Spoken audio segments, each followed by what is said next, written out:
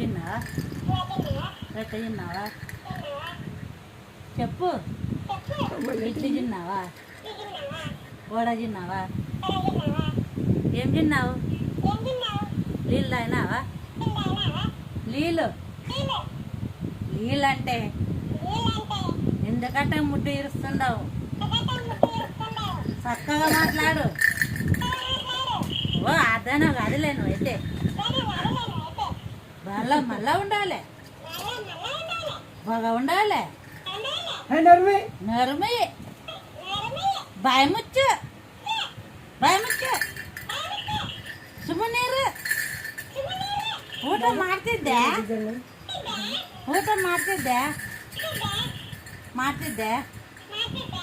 ಎಂಡ ಕುಡ್ಬೇಕಾ?